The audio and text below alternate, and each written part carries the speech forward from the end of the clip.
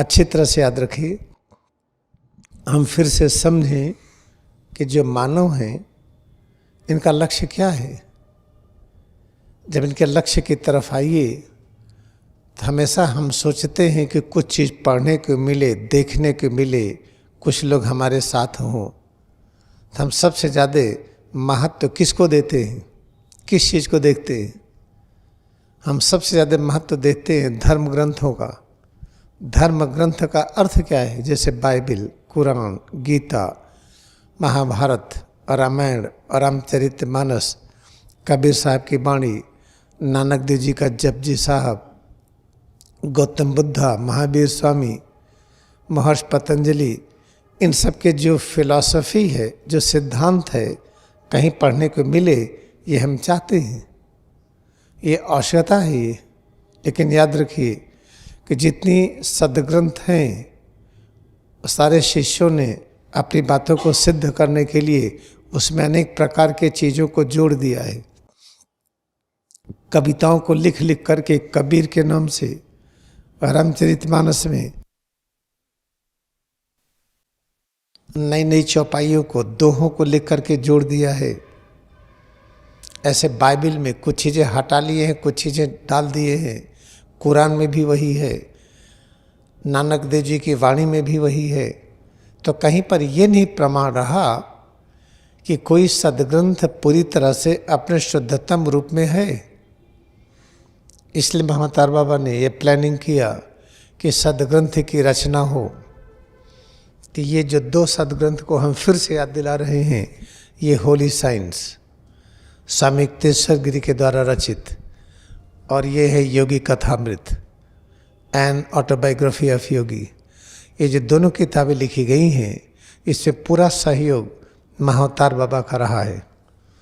इसी क्रियागाश्रम में बटवृक्ष के नीचे स्वामी युक्तेश्वर गिरी को महाअवतार बाबा ने निर्देश दिया एक ऐसी पुस्तक लिखने के लिए जिसमें अनेक प्रकार के भ्रम दूर हो जाए और सभी धर्मों में एकता का सूत्र मिले। तो ये बहुत अच्छा है। आज हम इसी के बारे में चर्चा करेंगे। उसके बाद सभी संतों से समागम होता रहे। कहाँ संत पाएंगे और मिलेंगे तो पहचानेंगे कैसे? इसलिए इसकी रचना हुई। महाअवतार बाबा ने अनेक प्रकार से योजना बनाकर परमहंस योगानंद से संपर्क कराया, बड़े ऊंचे ऊंचे वैज्ञानिकों से, जैसे जी.सी. बोस, लूथर बर्बैंक, इस तरह से और अनेक, और संपर्क कराया बहुत बड़े बड़े आध्यात्मिक संत से जो पूर्ण ज्ञान प्राप्त थे, और उनके बारे में इसमें विवरण लिखा है। उसको लिखते समय पूरा दर्शन, फिलॉसफी दिया गया है कि आध्यात्मिक ज्ञान है क्या। तो ये 2 किताबें बड़ी ही महत्वपूर्ण है, क्योंकि खाने पीने के बारे में अनेक प्रकार की शंकाएं हैं कि सही खाने पीने का तरीका क्या है। जो जेनेसिस में लिखा है बाइबिल में, वही अपने सनातन धर्म में भी है। हम खाना पीना खाते हुए किसी को दुख न दें, तो हम कैसे दुख न दें? भाई अनाज खाएंगे उसमें भी जीव है, फल खाएंगे उसमें भी जीव है। इसका वर्णन इस पुस्तक में है। संजोग से इसका अनुवाद नहीं हुआ है, बीच बीच में कुछ अंग्रेजी है, सब इसमें हिंदी है। जिनको हिंदी आती हो, ये क्रिया योग व आहार विज्ञान, इस पुस्तक को भी रखना अनिवार्य है। इसमें खाने पीने के बारे में संक्षेप में वर्णन है और साथ ही साथ क्रिया योग का सूक्ष्म सिद्धांत भी है। स्वामी युक्तेश्वर गिरी क्या कहते हैं?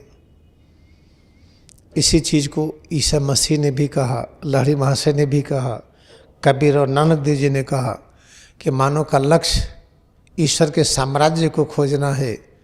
ईश्वर के साम्राज्य, किंगडम ऑफ गॉड। ऐसा क्यों खोजेंगे? क्योंकि केवल ईश्वर हैं। जब ईश्वर ही हैं तो उन्हीं का साम्राज्य है, उन्हीं की किंगडम है, बाकी कुछ है ही नहीं। ये जीवन का लक्ष्य। फिर कैसे खोजें? वही है क्रिया योग ध्यान।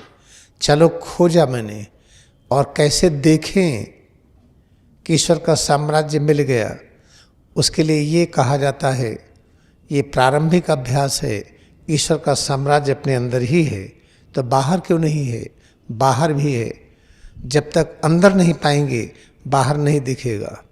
जैसे उदाहरण के लिए, अगर पानी अंदर नहीं है, डिहाइड्रेशन है, पानी बाहर रखा होगा, आप पानी पी नहीं पाएंगे। पानी पीते रहिए, पी नहीं पाएंगे। पिएंगे वॉमिटिंग हो जाएगी, डायरिया होगी। तो पानी को, बाहर के पानी को अंदर लेने के लिए अंदर में पानी होना आवश्यक है। ऐसे ईश्वर के साम्राज्य को बाहर देखने के लिए पहले अंदर देखते हैं। कैसे देखते हैं? वही है क्रिया योग ध्यान। चलो शुरू किया तो कैसे पहचानेंगे कि प्रभु का साम्राज्य दिखाई पड़ रहा है? जब पैर की उंगली से सिर तक अपनी यह उपस्थिति नित्य नवीन लगे। एक क्षण पहले यह कुछ और थी, इस समय ये अलग है। ये और नित्य नवीनता की यह अनुभूति जो भी हो रही है, याद रखिएगा, ये नित्य नए आनंद के रूप में हो, एवर न्यू जॉय के रूप में हो।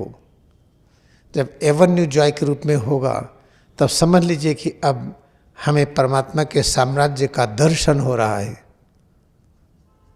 सिर से पैर की उंगली तक जिसमें मन को एकाग्र करेंगे, जो अनुभव हो रहा है इस समय, यह अनुभूति पहले कभी नहीं थी और आगे भी नहीं होगी। और जब ये अनुभव हो जाए और इस अनुभूति को पा करके ऐसा लगे कि नित्य नवीन आनंद है, तो हमने प्रभु के साम्राज्य को देखा और देखने में भक्ति प्रकट हुई, आनंद मिला। फिर भी खत्म नहीं हुआ, इसके अंदर कैसे प्रवेश करेंगे? देख तो लिया। उसके अंदर प्रवेश करने के लिए अब इसी अभ्यास को करते जाएं, प्रभु के साम्राज्य को देखते जाएं।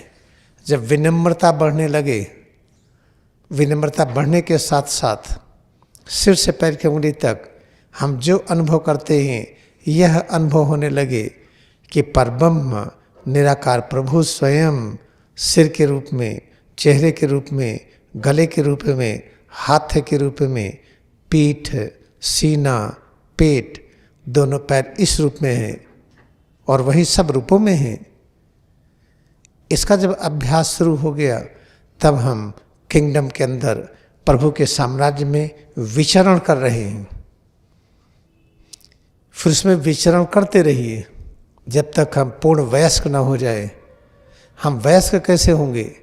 और वयस्क होंगे तो कैसे दिखाई पड़ेंगे? पैगंबर की तरह, जैसे भगवान राम थे, भगवान कृष्ण थे, प्रभु ईसा मसीह, प्रभु बुद्धा, महावीर स्वामी, कबीर, नानक देव जी, लहड़ी महाशय, समिक तेजगिरी, परमहंस योगानंद, इस तरह से हो जाएंगे। चलो ठीक है, तो कितना दिन लगेगा? दिन न गिनिए, अंतिम श्वास तक अभ्यास करते रहिए। अंतिम श्वास क्या है? जब अपने में एकाग्रता बढ़ाए, अब जो श्वास है ये दोबारा नहीं मिली, कहाँ गई? पी गए। पी गए इसका अर्थ क्या है? कब मुक्त हो गए, अब बिना श्वास के चलते हैं, बिना श्वास के काम करते हैं। एक और ऐसी स्टेज आ जाए कि श्वास रहे या न रहे, दोनों स्थितियों में एक समान रहें। जब ये स्थिति आ गई तो इसका मतलब कि अब हम वयस्क हो गए, पैगंबर हो गए। इसमें एक और सावधानी है, अभ्यास करते ही ये न सोचिए कि पैगंबर हुए कि नहीं, फल की आशा न करिए। कर्मण्य अधिकारस्ते मां फलेश कदाचन। तो आपने जो ये सुना है कुछ मिनट तक, यही पूरा स्क्रिप्चर है। बस क्रिया योग अभ्यास करते जाइए, करते जाइए।